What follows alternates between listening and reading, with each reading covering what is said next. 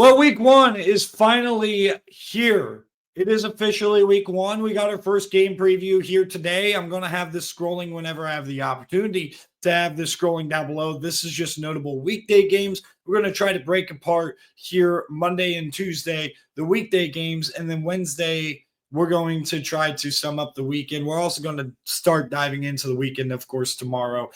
Before everybody that's new around here, my name is Colin Bashnagel, the host over here at Bash's College Football Show. And if you look at Bash the CFB Show on TikTok, you'll find me talking college football over there, where we're going to have a lot more quick content, a little bit more discussion too. I definitely get a lot of comments over there and have a little bit of discussion, and it's definitely a lot of fun over there. So make sure you guys go check that out.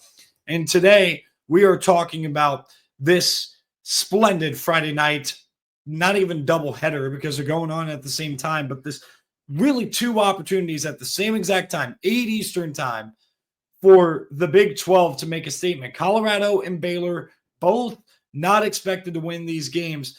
And look, if they go 2-0 in these matchups, that is going to be massive here for the conference. I mean, they can make a statement early. Any chance that they would have of getting two teams into the playoff would start with Friday night. Just 100% how it is. Now, how is Colorado going to be able to pull this off? They have a lot of new over there, and you got Georgia Tech on the other side, who has a lot of continuity, in particular on offense, and then defense we'll kind of dive into a little bit more here in a little bit. So as we talk about this game in Boulder, Colorado, you see the line right there. Colorado is +4 at home against Georgia Tech. Georgia Tech, I ranked number 22nd. Until the College Football Playoff Committee releases their first ranking, we're going to go by my ranking. It's not that my ranking is more important than the AP poll. It's as important. It's not important. That's the answer. The AP poll doesn't mean anything to me, but I digress. We're going to talk about this game, and we're going to start with the star player, not the star coach of this game. And that star player is Haynes King.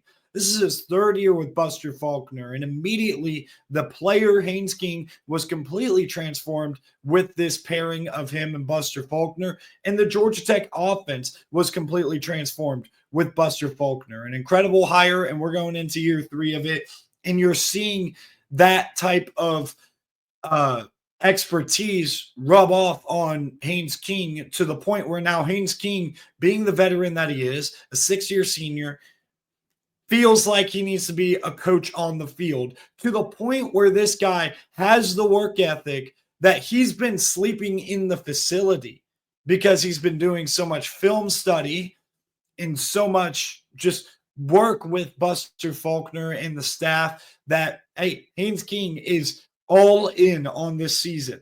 Now, who is he going to be first off working behind? This offensive line has a couple of guys coming up. They patched it with a transfer portal get, Malachi Carney on the right tackle spot. And then, on the interior, they're replacing a couple of guys. In particular, you're looking at the center, a true sophomore who got a little bit of run last year.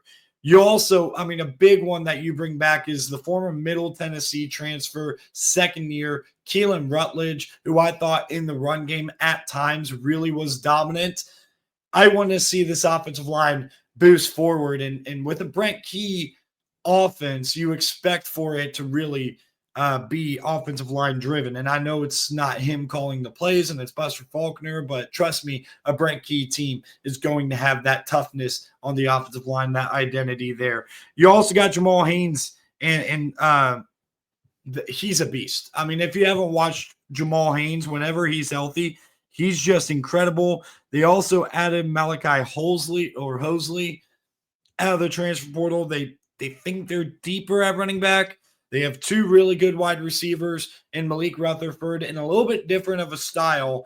Kind of fits that Chase Lane role with Eric Rivers coming in from FIU. A lot of hype around that transfer. We'll see if Isaiah Cannon is a guy who can really take off this year. And then obviously Brett Seether, too, the tight end, is one to watch for.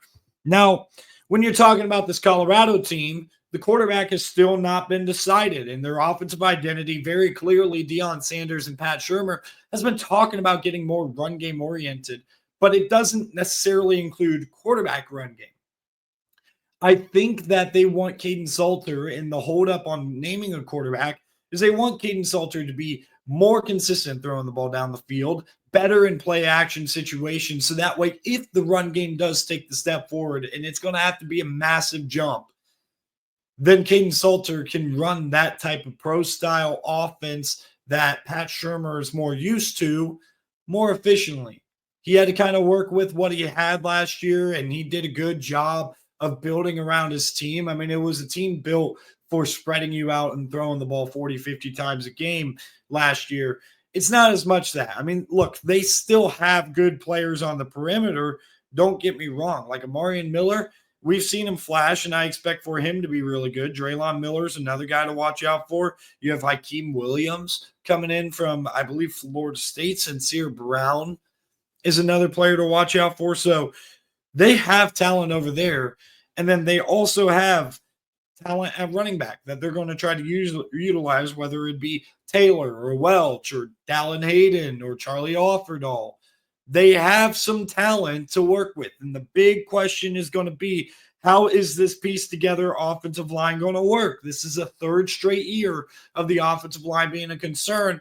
This year, they had a little bit more success in the portal, getting a lot of graduate guys and seniors with experience under their belt. But the problem is I'm not sure if any of those guys are good enough to play at that level, all but Jordan Seaton, who had to be the best offensive lineman as a true freshman, as a left tackle. They got to take a lot of pressure off of him as a young player. Now, on the defensive side of the ball, they're going to be very interesting to watch. They do bring back so much on the defensive line that I think the run defense is going to take a step forward. We'll see how these linebackers gel together and how the secondary gels together. I mean, DJ McKinney is going to be that glue guy, be a corner that could lock down something. He's got to take a step up himself because, of course, with Travis Hunter opposite him, he was the guy that got picked on a little bit. So this identity shift for Colorado, are they going to be ready for it in week one? That is going to be the big question. And if they're going to try to lean into the run game, is Georgia Tech equipped with Tyler Santucci leaving for the NFL, going to the Ravens? They bring in Blake Gideon from the Texas staff as a former safeties coach. And this guy is probably not going to have this team taking a huge step back. I mean, when you look at returning starters, you got to start with the leader in the middle. Kyle Eford is going to add a lot of stability to this defense. And the front 7-2 with Lightsey and Vandenberg, I think that those guys returning are going to help this team kind of piece together and be really good and help other players like AJ Hoffler, who's coming off of the edge, or you could talk about Braden Manley, another edge player to work with. The secondary also returns a lot. I really love Amari Harvey. I think that he took a huge step forward throughout the season last year. Rodney Shelley is a senior corner, and Clayton Powell-Lee is a really, really good safety. I expect for this defense to take a step forward. I really do. I know they lost the brain power of it all with Tyler Santucci, and there's going to be a lot of pressure on Blake Gideon to be as timely and as good as Tyler Santucci was. There's a reason why the Ravens wanted him a part of their staff. But I do think that this defense is going to be really, really good. And I think Colorado is going to have a lot of issues and hiccups early. I think we'll see a little bit of Juju Lewis. And the biggest thing that could really keep Colorado in this game is if we don't see Juju Lewis. If Caden Salter is good enough throwing the football like we had questioned last year after he was really good 2 years ago in 2023, delivering to guys like Treon Sibley and CJ Daniels over at Liberty. Last year was a huge step back for him as far as efficiency goes. Can he take that extra step forward? I'm not confident he can in week one, which is why I have Georgia Tech winning 35-21. I think the quarterback for Georgia Tech is the big difference maker. Haynes King is a playmaker. He's a dude. He's a 6-year senior, a veteran, ready for anything to come at him.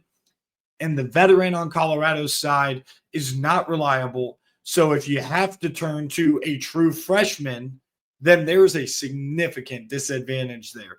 So I got Georgia Tech winning this game by a score of 35-21, meaning that they cover relatively comfortably. I think that this is a little bit of a mismatch, but I'm excited to watch it, and I'm excited to see if I'm going to be wrong. May you guys have a great rest of your week and tune in for the rest of the previews that we're going to be pounding out before Thursday. I'll see you guys in the next video. You have a good one.